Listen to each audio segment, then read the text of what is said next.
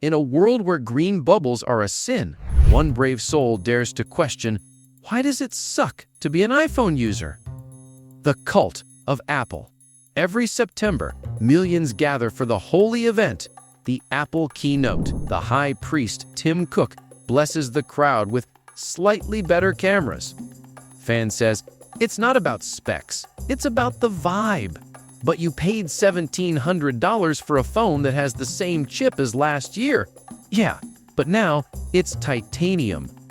Apple users don't buy phones, they join a lifestyle. The iBubble, blue versus green. A war has begun. Blue bubbles versus green bubbles. Android user gets kicked out of group chat.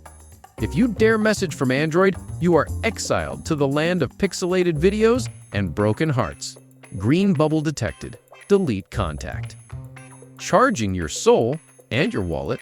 Person crying because iPhone doesn't include charger. Apple said removing chargers is for the environment, but they sell the charger separately for $40. Introducing the AirPower Pro. It still doesn't exist. Customization, never heard of it. Android user shows theme customization. iPhone user shows the same icons since 2012.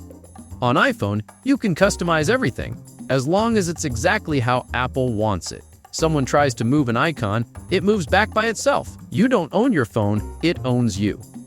The Lightning Port of Doom. In 2012, Apple introduced Lightning. In 2025, they finally gave up, but not before selling 10 billion cables. User carries 3 different cables everywhere just in case. I love my Lightning port. It's like a relationship. Toxic but familiar. The battery anxiety. Every iPhone user knows the feeling. 20% battery, 1 hour left in the day, and no charger in sight. Fake product. Apple introduces iBackpack, a bag that's just a giant battery. The update paradox. iOS 19 is here. New emoji. And your old phone now runs at 2 frames per second. My iPhone 11 was fine until I updated. Now it's a very expensive calculator. The I heard mentality. Every year, a new phone. Every year, the same phone, but shinier. Man sells kidney for iPhone 16 Pro Max Ultra. Breaking news. Apple announces iPhone 17 now with Air. The Apple ecosystem trap. It starts with one device, then another and another, until your entire house runs on Siri, who still doesn't understand UK accents. Siri, turn off the lights. Okay, calling your ex. No! The storage struggle. Scene. User gets storage full notification while taking a selfie. You bought the 128GB version because you thought that was plenty. Then Apple Photos said, you thought wrong. User deleting screenshots of memes one by one to take a photo. I had to delete my wedding video to download iOS 19. Introducing iCloud++ Deluxe Premium. Pay $1,000 a month to access the photos you already own. There's always that one app, System Data, using 49 gigabytes for reasons Apple refuses to explain. The camera obsession. People photographing food clouds, their reflection. The iPhone camera. It's so good you'll forget how to enjoy real life. I didn't go to the concert to enjoy it. I went to record it in cinematic mode. 2 iPhone users comparing the same picture. Mine's more aesthetic. Introducing the new iPhone 16 Pro Max Ultra Zoom lens. Now you can see your ex's new life in 8K. The price of perfection. Every year, Apple redefines what's possible to charge for. That'll be your soul, sir. I sold my kidney for an iPhone 15. Now I'm waiting for the 16. Apple stock rises after they announce a $2,000 cable. Fans call it minimalist. Android, $30,000, flagship. iPhone, $150,000, entry level. It's not overpriced, it's emotionally priced. The Genius Bar Experience. My phone won't turn on. Have you tried buying a new one? Welcome to the Genius Bar, where the problem is always you. Customer waiting 3 hours for a diagnostic test that ends with, "We don't know."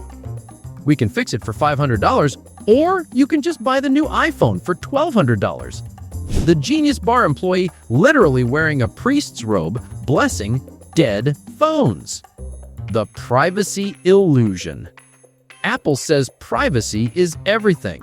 That's why Siri listens always. User talking about food instantly sees food ads on Safari. Apple said they don't track me, but somehow my phone knew I was sad before I did. At Apple, your data is safe inside our very expensive walls. Apple doesn't sell your data, they rent it back to you. Apple Watch, because time isn't enough. It tells you to stand up. It tells you to breathe. It tells you you're unhealthy constantly. Guy doing yoga. Watch buzzes. Stand up mid-meditation. My watch said I slept 2 hours, stressed 8, and spent $60,000 to be reminded I'm dying.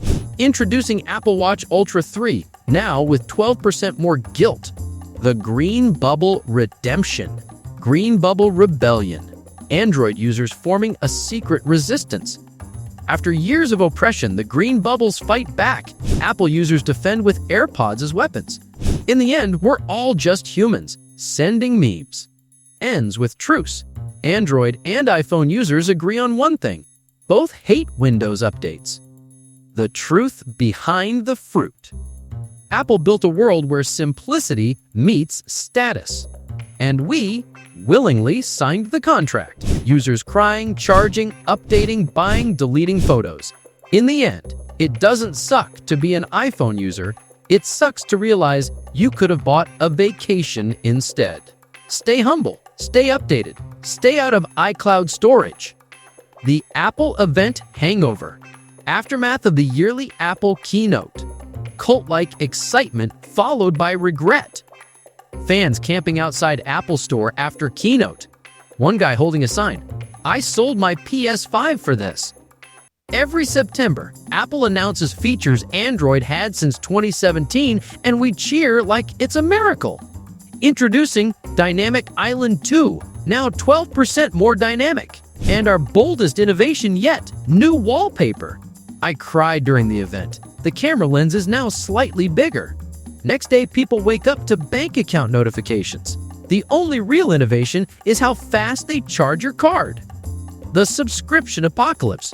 Introducing Apple Pay Plus Plus for when you thought you already paid enough. The fanboy philosophy.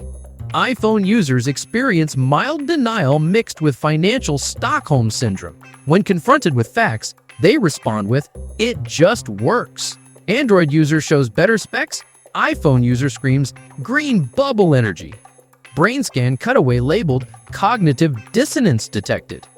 I don't care if it's expensive, it's Apple. You wouldn't understand. Apple could release a brick, call it iBrick, and fans would still say, "At least it's premium." Being an iPhone user isn't about specs or price. It's about identity and pretending you don't care about Type-C cables. At least we can all agree on one thing. We all still need to borrow an Android phone to send Bluetooth files. In the end, in a world full of green bubbles being airdropped,